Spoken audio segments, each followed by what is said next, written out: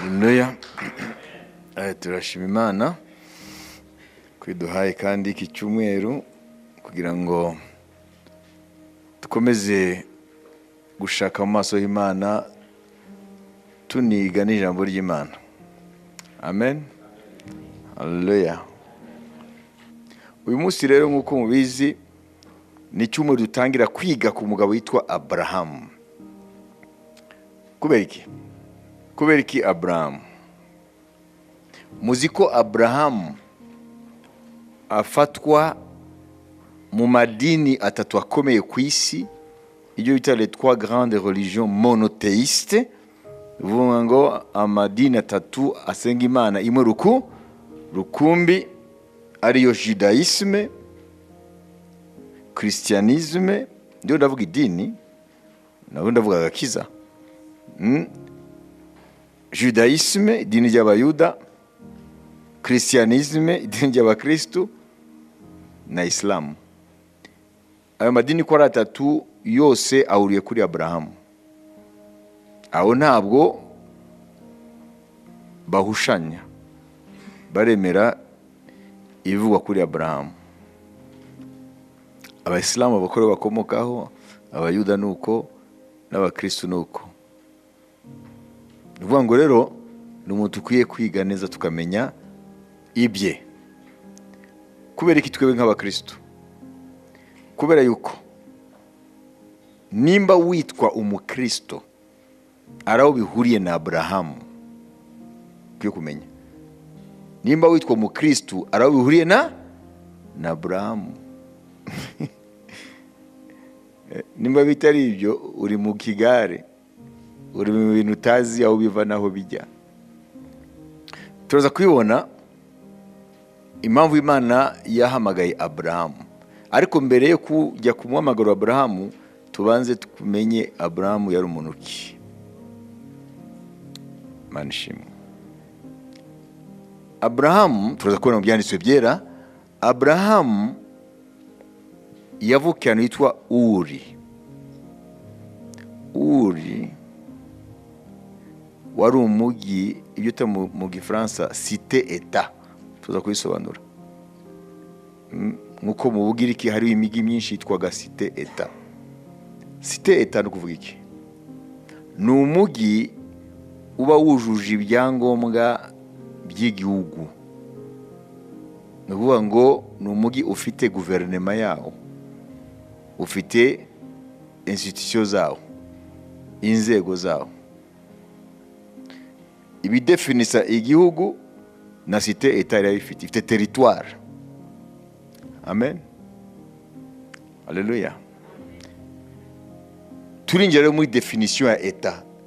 Nigera bavuga ngo leta. Urabona hariho confusion, abantu bakonfunda gouvernement na leta. Mu Kinyarwanda tuvuga ngo leta, sibyo? Leta ya Ethiopia, leta y'Ubufaransa, leta, sibyo? Mu bisanzwe rubanda yizi ko ari guverinoma, sibyo? Ariko leta yo ifite ibindi bisobanuro. Quand est-ce qu'il y a état? Nijya uvuga ngo il y a un état. Akiko ibintu bitatu. Akiko ko hariho territoire, ubutaka. Akiko ko hariho abantu. Donc abaturage. Birumvikana hari abantu akwiye kuba ubuyobozi. Ibyo nibyo bitwa état. Ese iyo hari ubuyobozi hakabaho n'abaturage ntibagira ubutaka buzwi n'imbibe zabwo, iyo ni état? No. Niyo mpamvu Palestine bayita l'autorité palestinienne, ntabwo ari l'état palestinien, kubera ko ubutaka ntabwo buri sur les limites zabwo. Igihe bazavuga ngo babaye leta y'Abanyapalestina, nuko mu ruhando mpuzamahanga bazabemeje imipaka. Narababwiye ni hano ni ishuri, ntabwo ari idini ry'abarokore. Hano turiga kuko ijambo ry'Imana ritusha kumenye bwose, amategeko, physique, mayumvise. Suko mbikunda cyane n'ubwo mbikunda, ariko nuko binjyana mu ijambo ry'Imana. Amen. Hano turavuga inkomoko Aburahamu mbabwiye ko ari mu mujyi witwa Uri. Uri ntabwo wari umujyi gusa, c'était une cité état. Mwayumvise nkomeze, ni ukuvuga ngo Uri yari yihagije nka leta. Uri mu kinyagihumbi cya gatatu mbere ya Yesu, 3e millénaire avant Jésus, mu kinyagihumbi cya gatatu mbere ya Yesu, ni ukuvuga ngo imyaka 2000 mbere ya Yesu, Uri yari umujyi ukize cyane. Ukaba uri hehe? Ukaba uri ku ruzi Efurate muri sud ya Iraq, amajyepfo ya Iraq, ku ruzi Efurate aho rwijugunya muri Golfe Persique. Amen. Inyanja y'Ubuhinde aho yinjira. Amen. Kuri embouchure ya Efurate aho uruzi rwijugunya mu nyanja, aho niho Uri iri. Niyo mpamvu tuba tuvuga ngo Aburahamu yari umunya-Iraq, kuko yari atuye majyepfo ya Iraq. Haleluya. Reka rero dukomeze rero. Aburahamu aturuka muri Iraq mu mujyi witwaga uri ku ruzi Efurate. Uruzi Efurate ni rumwe mu nzuzi zaturukaga mu ngo bya Edeni. Ni kubibutsa. Amen. Uri twavuze ko yari cité état, ni ukuvuga ngo wari umujyi ujuje ibyangombwa nk'igihugu, wari umujyi ukize, hariho business ikomeye cyane, wari umujyi ukize. Aho niho Aburahamu yavukiye. Tuza kureba ibisekuruza bye kugira ngo tumumenye neza, uwo twebwe uyu munsi, amen, muri Kristo twitwa urubyaro rwa Aburahamu. Kumenya sokuruza wawe, n'est-ce pas? Si byo si? Wowe umenya kumenya abandi ariko ntumenya Aburahamu. Kibazo gikomeye cyane. Hari abantu bakora identité y'umubiri imbaraga kurusha identité yo mu mwuka, kandi ibyo mu mubiri muri eternité bizibagirana, ahubwo identité yacu mu mwuka niyo ifite impact portée éternelle, ibihe bidashira. Imana ishimwe. Haleluya. Niyo mpamvu ejo nababwiye ngo iyo Satani aturebye ntabwo abona ibisekuruza byacu by'inyama n'amaraso, abona Kristo muri twe. Amen. Akamenya Yesu uwo ari we. Identité ya Yesu niyo abona muri twe. None Aburahamu ari muri Uri, yavutse hafi 2000 imbere ya Kristo. 2000 imbere ya Kristo. Hanyuma igihe kiragera kugira ngo Aburahamu tumubone muri Kanani. Yagezeyo gute? Ese ni hehe bwa mbere Imana yamubwiye ngo va mu gihugu cyawe? Ni kiye gihugu? Kubera iki? Kubera ko Aburahamu avukiye muri Uri. Amen. Ariko tukaza kumubona ahandi hantu muri Harani cyangwa Pandaharani, sibyo? Ari hariya na Setera tuza kubibona. None ikibazo ni iki? Imana yamuhamagariye hehe? Muri Uri.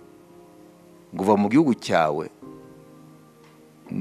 no mu nzu ya so n'umuryango wawe, umurike mu gihugu nzakwereka. Ese yamuhamagaye ari muri Pandaharani cyangwa muri Harani? Harani ni hehe cyangwa Pandaharani ni hehe? Ni muri Syria, ku mupaka wa Syria na Iraq, ku ruzi Efurate. Kandi wanyise ni ukuvuga ngo barazamutse. None ni hehe tuza gusitiwa muhamagaro wa Aburahamu hari hehe? Yari muri Uri cyangwa yari muri Harani? Ibyo rero turaza kubibona. Imana ishimwe. Kadufate ijambo ry'Imana. Umuhamagaro w'Imana ni umuhamagaro ushobora gusitiwa dans le temps de l'espace. Ko yaguhamagaye uriho kandi araho warutuye. Urumva ngo iyi Imana ihamagaye ni umuntu ari ahantu runaka mu gihe runaka. Okay? Amen. Itangiriro 11. Tusome ku murongo, dore ku murongo wa ibinda ibabwira ko vuganye duta. So ku murongo wa 31 tugeze kuri 32. Tera ajyana Aburamu umwana we, cyangwa reka turebe 27. Okay. Uru ni rwo rubyaro rwa Tera. Tera yabyaye Aburamu na Nahori na Harani.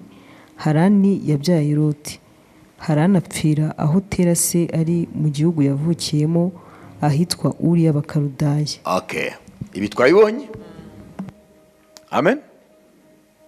Tera yabyaye Aburahamu, Nahori na Harani. Harani yabyaye Loti, sibyo? Harani yapfiriye hehe?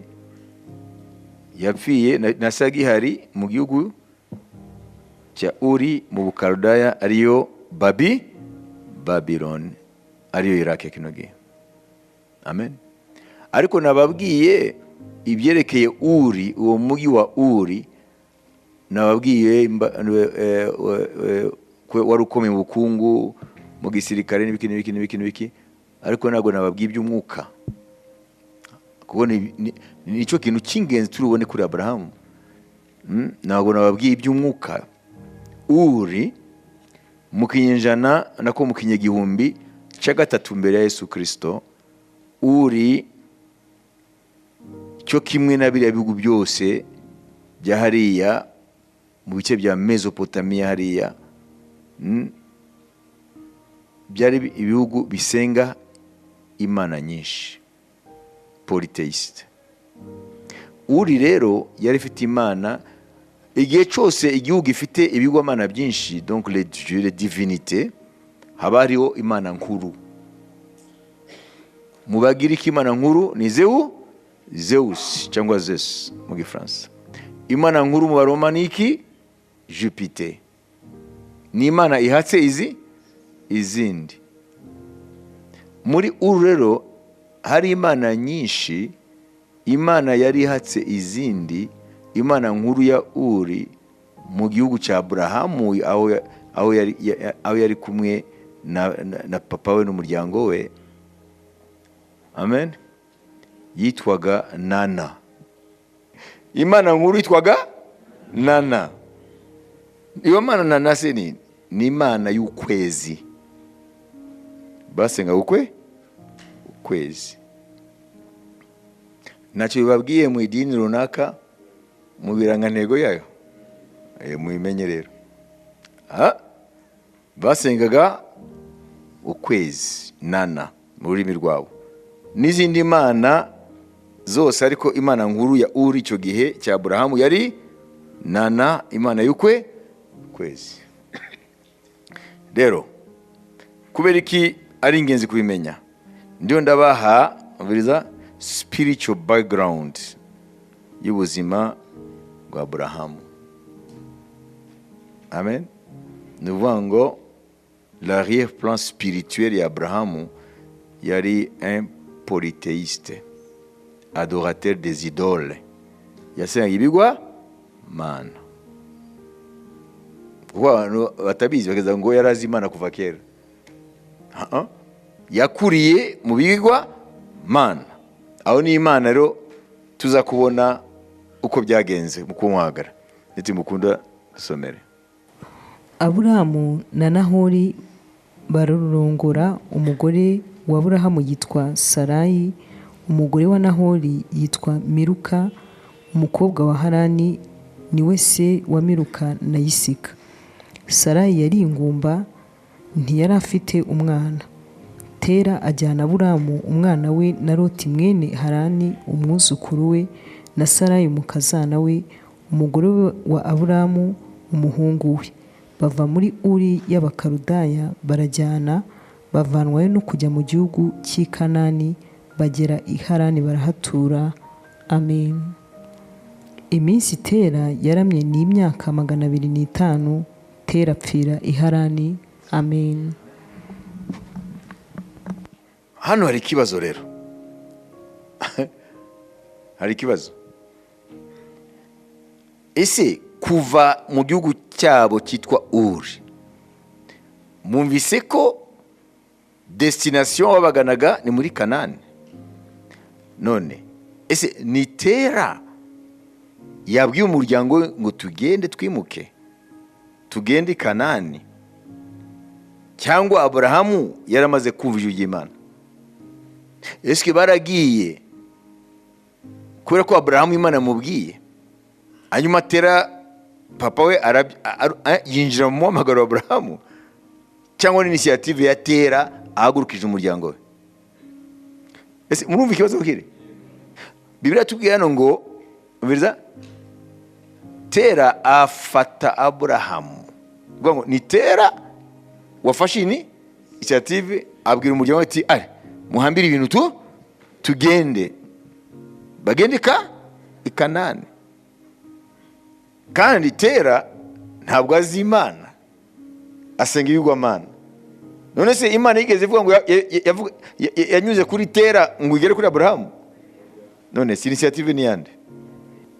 Bibiliya tuvuga ngo ni ya Tera. None se Aburahamu aho yaramaze kumva ijwi ry'Imana? Umukuru w'umuryango ni Tera, ngo afata Aburahamu ntego yose ngo bagende, sibyo? Kandi bagende i Kanani. Kandi tuzi ko Imana yabwiye Aburahamu ngo ahaguruke ave mu gihugu cye, mu gihugu, mu nzu ya se, mu muryango we, amen, ayikurikire mu gihugu izamwereka, kuko aho ntabwo yavuze ngo ngwire nkurikire Kanani, mu gihugu nza kwereka. None se Tera ko nta jwi y'Imana yigeze yumva, kandi ari we yahagurukije umuryango we, none ni Aburahamu yabwiye ati papa numvise ujye Imana impamagara, kandi iyo Imana ntabwo bayizi, none tugende? Challenge rero ni iyi rero. Itangiriro 12 umurongo wa mbere, amen, za 16. Ganeti mukunda dusomere. Uwiteka ategeka Aburamu ati, va mu gihugu cyanyu usige umuryango wanyu n'inzu ya so, ujye mu gihugu nzakwereka. Nzaguhindura ubwoko bukomeye, nzaguha umugisha, nzogeza izina ryawe uzaba umugisha, kandi nzaha umugisha abakwifuriza umugisha, kandi uzakuvuma nzamuvuma, kandi muri wowe nimo imiryango yose yo mu isi izaherwa umugisha. Aburamu aragenda nk'uko Uwiteka yamutegetse, Loti ajyana nawe. Ubwo yavaga i Harani, Aburamu yaramaze imyaka 75 avutse. Nushaka gumaho avuye he? Ntabwo ari Uri. None se kuva Uri se ni initiative ya papa we cyangwa ni Aburamu? Ni ya papa we. Aburamu yaramaze kumva ijwi ry'Imana cyangwa atararyumva? Yari murabihamya ni bande babihamya? Reka tubaze Bibiliya, tujye mu Byakozwe n'Intumwa ibice 7.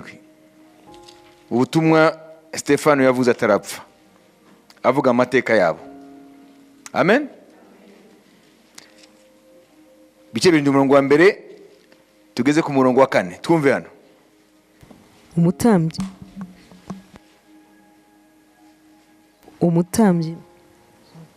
Umutambyi mukuru aramubaza ati, ibyo niko biri?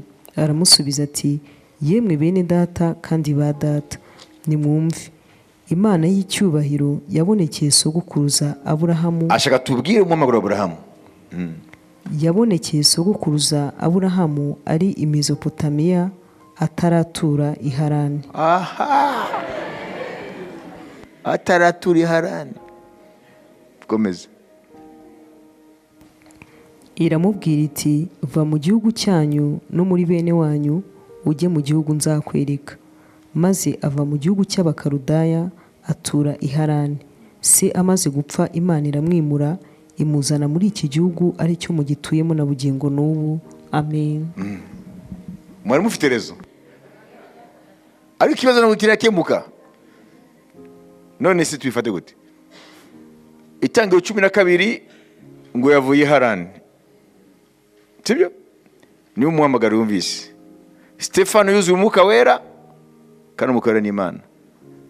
Ngo yumviye ijwi ry'Imana hehe? Uri mu Kaldayo ataragikana i Harani.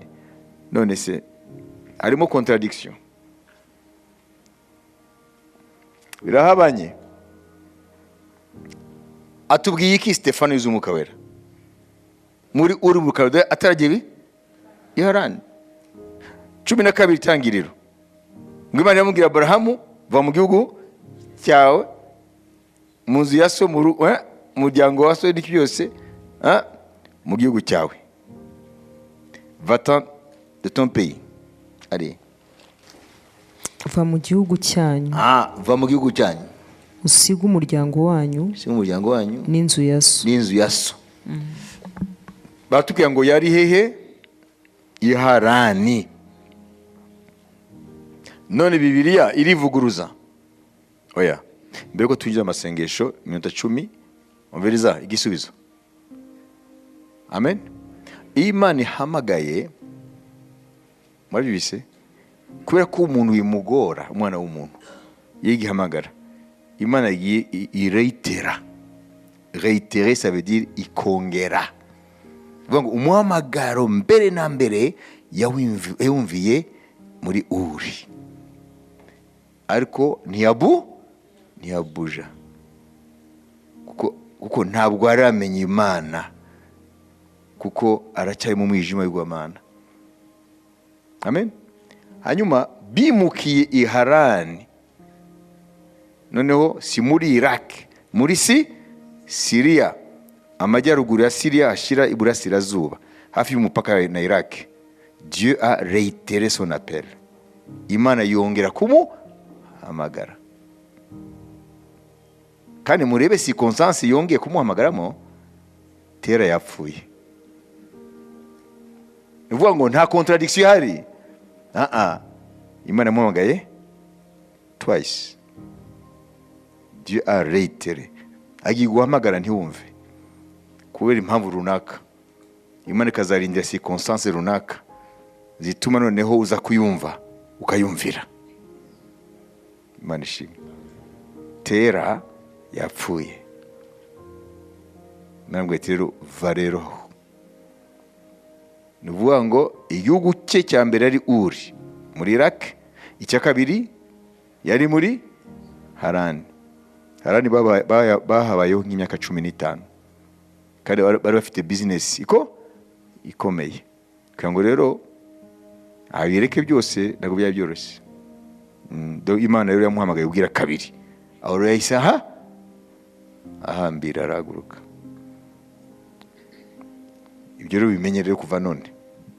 Menye ko Imana ihamagare, Imana ihamagaye umuntu ntabwo bita bimorohera kugenda, kuko haba hariho ibintu byinshi cyane ukwiye kurekura. Birumvikana none? Amen. Yamuhamagaye kabiri, rimwe imuhamagara muri Uri muri Iraq, kwa kabiri imuhamagara i Harani. Okay? None turasenga gute bene data? Ko twavuze ko icyomero cyo gucalenginga ukwizera kwacu. Murabyibuka? Tukava mu mato yacu. Amen. Et nous allons nous engager dans l'inconnu. Amen. Kubera yuko comfort zone yacu, zone de sécurité yacu, ni ubuzima tuba turimo tumenyereye, hanyuma bigadutinyisha kwinjira aho Imana ishaka ko twinjira, kubera ko tutametiriza ibyo tutabona. Ariko aho niho Imana ikora ibitangaza. Imana ishimwe. Iyo wigumiye mu buzima bwawe umenyereye, nabaye urugero ejo narababwiye ngo tu touches 1 million de francs, ufite umushahara wa miliyoni, umenyeye kujera miliyoni niyo upangira buri kwezi. Amen. A force yo kujera miliyoni uramugara, right? Noneho akazi rero katangiye kugabanuka muri iyi minsi ku isi. Amen. Nka Banki Mondiale yabwiye Mali murayizi, yabwiye Mali ngo niyirukane abakozi bose ba leta. Iyo mvuze bose ni kuvuga ngo basigaze gusa ab'ingenzi. Na ubundi nta nguzanyo bazahabwa. Donc la masse salariale niko bayita. Ni kuvuga ngo leta ya Mali nimba ikoresha abakozi 100,000 n'urugero, isigarane 20. 80 birukanwe barajya he? Bafite imiryango, bafite inguzanyo bafashe amabanki, biragenda gute? Ni kuvuga ngo abo bakozi rero baraza kuva mu bwato bwabo, ariko by force. Kandi ntabwo bigeze biga gusohoka muri comfort zone, ntabwo bigeze biga gusohoka muri zone de confort. Ariko ngo ivunitse imenya no gucumbagira. Twizere ko bazamenya no gucumbagira. Ariko iyo ni case yabaye, ariko ishobora kuba anywhere. Okay?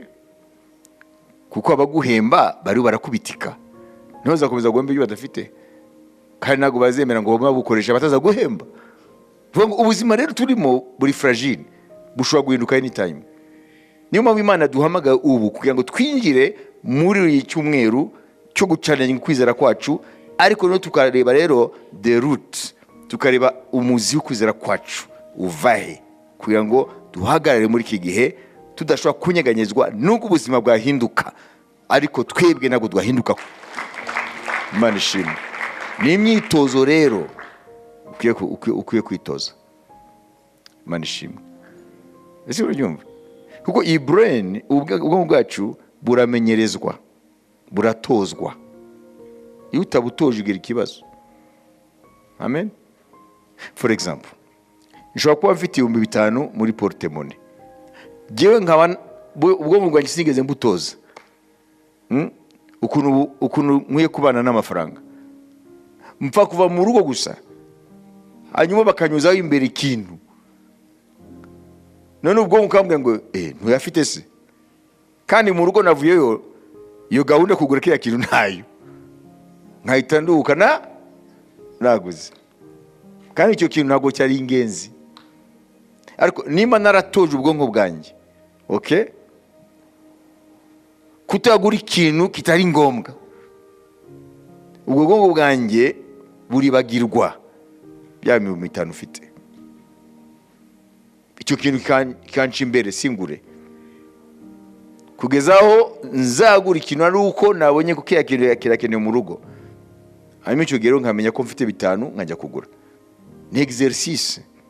Niyo Bibiliya ivuga ngo exerce toi à la piété, ngo witoze kubaha Imana. Amen. Nuvuga ngo ni exercice. Ubuzima bwacu ukiye kuba exerce. None twe tubu exercice niki? Ni imyitozo y'ijambo ry'Imana. Imana ishimwe. Ntuyoborwe n'amaso yawe niki byose. Parce que l'essence physique, donc nukuvuga iby'umubiri n'umwanzi w'ukwizera. Amen. Alléluia. L'ennemi de la foi, umwanzi w'ukwizera. Amen. Ce sont nos 5 sens physiques. Ni umwanzi w'ukwizera. Umwanzi w'ukwizera ni by'Imana yahaye umubiri wawe, nimba ari byo bikuyobora. Ibyo ni umwanzi w'ukwizera.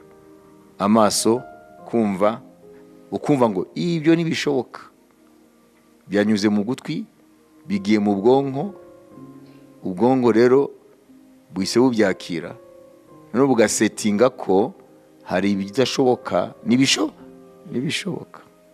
None bukazajya buselekisiona ibidashoboka n'ibishoboka. Wanyibise amaso yawe akareba ibintu hanyuma agahereza ubwonko. Amen. Noneho ukatangira kubaka ibintu bikwiye kwemerwa. Amen. Yuko bishobora kumvira Imana n'ibidashobora kumvira Imana. Reka mbahe urugero. Mbere yuko Dawidi akubita hasi le géant Goliath, mbere yuko Dawidi yica Goliath, ingabo zose za Isirayeli n'umugaba mukuru w'ikirenga Sawuli byari bimeze gute? Yarazaga akishongora kuri we agatuka Imana ya Isirayeli n'ibiki byose bakajya kwihisha. Ikibazo cyari kiri muri bo bafite igihe kibazo. None amateka y'Uwiteka ntibari bayazi. None ko yajya kwihisha kubera ko Dawidi yaje hanyuma yamukubita amaso. Amen. Ahubwo ngo ajye kwihisha akajya gusaba uruhushya Sawuli ngo abe ari wajya kwica iriya ndakebwa, kandi ari muto, kandi ntabwo bari bamuzi mu myitozo ya gisirikare. Itangazo hagati ya Dawidi n'abariya ni menye ko bakuru be bari mu ngabo dariya. Ni ukuvuga ngo ibyo Goliath yavugaga n'ibyo amaso yaberekaga, uwo muntu afite metero zirenga 3 byarabahamuye. Niyo bita l'intimidation, baba intimide bajya kwisha. Dawidi rero ugutwi kwe yakomeje kumva ijwi ry'Imana. Dawidi ndi Imana ikomeye nkuko wica idubu, niko nta muntu n'umwe w'isi aza guhangara. Yumvaga ijwi ry'Imana. Amen. Amaso ye yabonaga Imana mu mbaraga zayo, mu butware bwayo. Nivuga ngo Dawidi rero ntiyamuvingaga, ntiyagendaga ayobowe n'amaso n'aya matwi, yayoborwaga kwizera y'Imana. Na nibyo yabwiye Sawuli ngo yiduwije ngo Imana ishoboza kuyitabagura ngo iriya ndakebwa, iyo Mana nyine niza kumpa kumuca igihango rya muntu. Twebwe rero ibitwica rero tugendesha amaso twumvisha amatwi yacu, tugakoresha l'essence physique, sinzi ko najya mu Kinyarwanda. Ibyo nibyo rero bituma Imana itatwita abagabo cyangwa abagore bo kwizera. C'est ça la différence. Amen. Wenda rimo tuziga ikintu cyitwa faith and boldness. Having a bold faith. Kwizera n'ubushizi bw'amanga. None bariya umwami Sawuli n'ingabo ze bari babuze byombi. Babuze kwizera, babura n'ubushizi bw'amanga. Amen. Tuzareba ese ushobora kugira kwizera ntugire ubushizi bw'amanga? Ese ushobora kugira ubushizi bw'amanga ntugire kwizera? Nabyo ni nani masomo. Amen. Haleluya. Rero reka dufate umwanya wo gusenga, ariko umaze kumva nibura igice cya mbere Aburahamu wariwe. Mwamumvise? Amen. Hanyuma ikindi nacyo mwamaze kumva ko umuhamagaro we ntiwaje rimwe, waje kabiri. Amen. Twumvise ko kugira ngo ukurikire Imana iguhamagaye, ibigusanze mu buzima bwawe, hari ibintu byaguhambiriye, ari des valeurs zawe, hari ibintu bigufashe bikuboshye. Rero kugira ngo ubivemo ukurikire Imana, kuko Imana iguhamagaye ntabwo habaho